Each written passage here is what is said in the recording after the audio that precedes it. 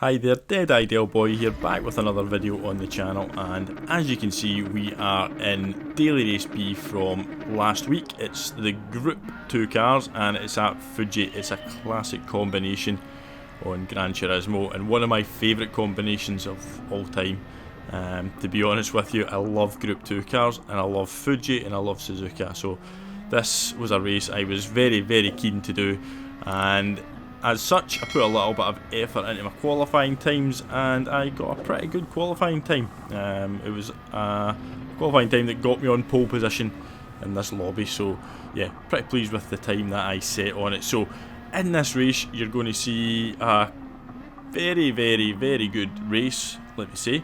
You're going to see a really good battle between myself, P2 Melon and P3 Alex. So we have a really good battle, and yeah, there's a big talking point in the race, and I really wanted to make this video mainly because I wanted the opinions of you guys, because I am accused of being over aggressive in this race when this incident happens, something I don't think I have ever been accused of being. If anything, I'm too passive, I would suggest, to my own detriment. So yeah, we'll get to that incident in a bit, but as we come round here, obviously to complete the first lap, we've got not a bad gap, 8/10, so it's a solid first lap, and yeah, we're not obviously running away from the field, so we know we're in for a decent race here. It's really important to get this braking point correct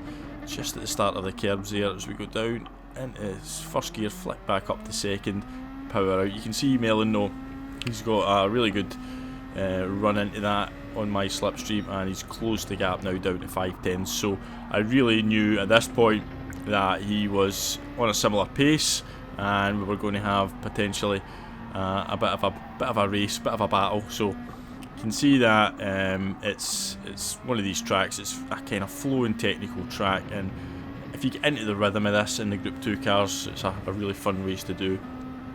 But just having a little look back there, you can see he's really close now. This is another point, you've got to get this braking zone right. If you go a little bit deep like that, it allows the car behind just to close up that little bit, which he has done indeed. So down to 4/10 now. So having to keep these lines really nice and tight over the curbs.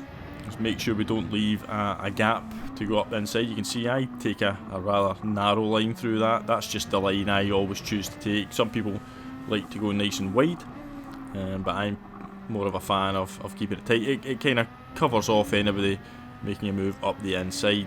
So not that I'm alluding to what is going to happen in this race, but just remember that. Just remember those words that I have just said, and yeah, we'll see what you think at the end. But having to take the defensive line here. Melon's got a good run down the straight now. We're going to go. He's just going to back off and try and get the undercut on the exit, but we're going to manage to get the power down just enough. You can see there, he is going to make sure he gets his nose just up the inside, so we're going to either go too wide or I'm going to have to back out, and I choose to back out and give him the corner. It was, as I said, only the start of lap 3, so there was no point trying to be a hero.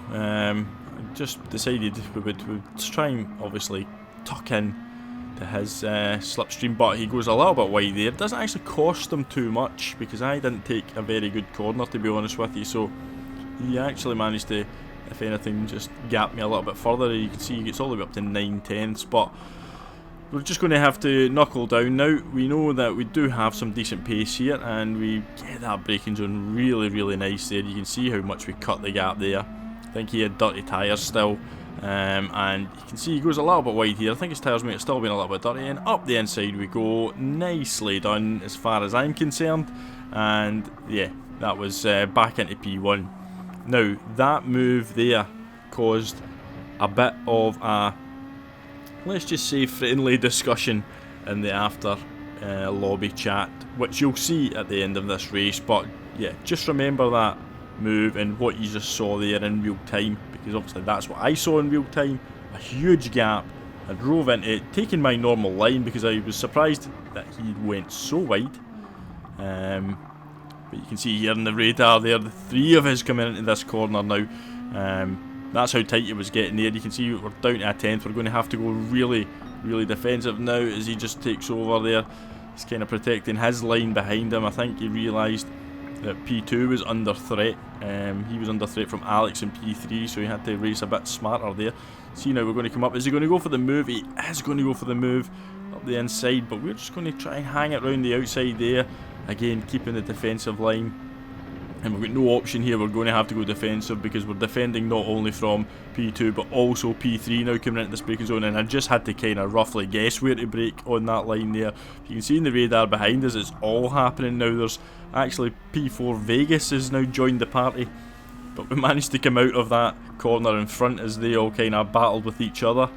We were the kind of beneficiaries from that, and we kind of opened up the gap a little bit there. But that was a sort of intense few corners off the back of obviously getting back up to P1 in the previous lap. So yeah, I have to admit that the heart rate was going now, and we're not out of the woods yet. You can see the gap is still less than half a second, and we're going to obviously have to think about defending here as we move over to the left while we move back over the right. Now, I do criticise people for weaving, but in my view, you know, that isn't excessive weaving. That's just kind of trying to disrupt his flow into this corner a little bit, just so that he doesn't have a good clean run. You know, make him think about where he's going to have to brake, and I think it kind of paid off there as we managed to hold the position. And yeah, we've got obviously we managed to keep him behind us, but the gap isn't really going anywhere. You know, it's half a second. We're just going to have to face the fact that we're going to have to defend probably for the rest of this race. Melon's actually set the fastest lap of the race, so we do know that he has got pace with his 1:29.7 there, but he's also probably thinking about what's happening behind him a little bit.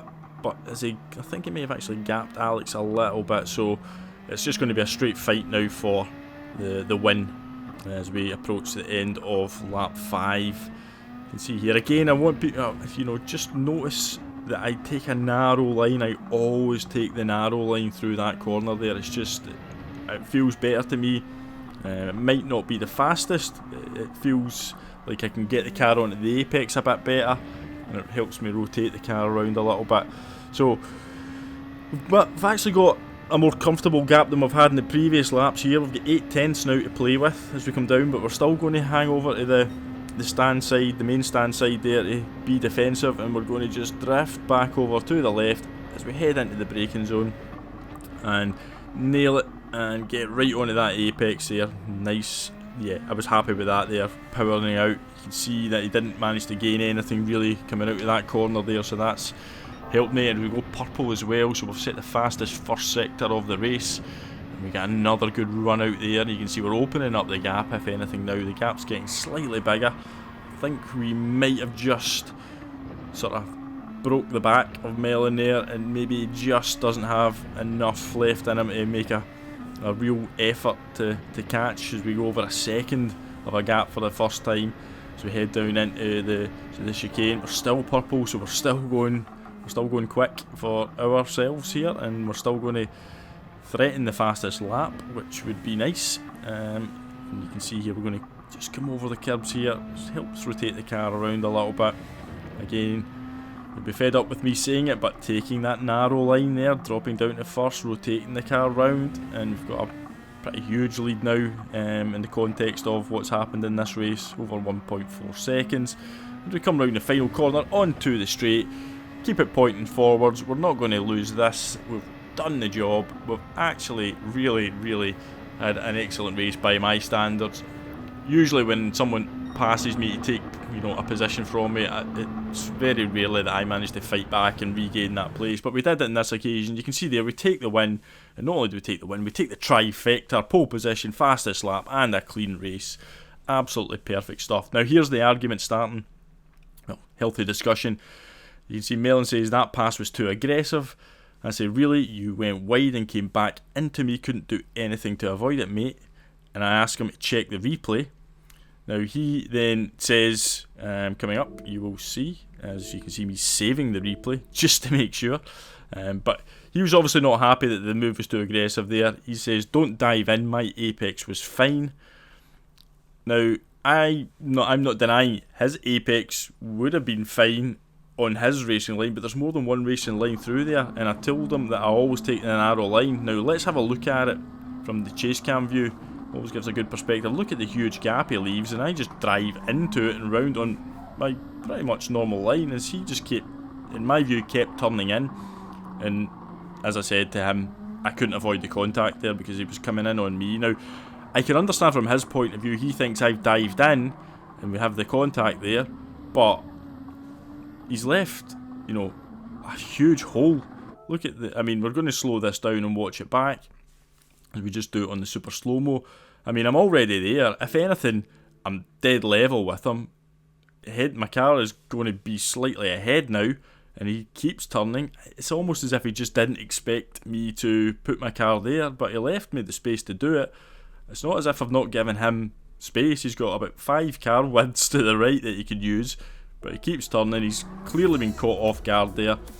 Now, I'm not saying that, you know, he doesn't have a point, you know, he wasn't right to be angry afterwards, because I can understand that he thinks I've dived, but hopefully he's checked the replay and you can see, you know, from my point of view, that as far as I'm concerned, it was a fair move, and I'm happy with what I did. I would do it again, and yeah, I was pleased with it in the end. So all in all, a really good race from my point of view. I got the win, got the fastest lap, all that stuff, and hopefully you've enjoyed watching it. Let me know what you think about that move in the comments, and I'll catch you all on the next one. Goodbye.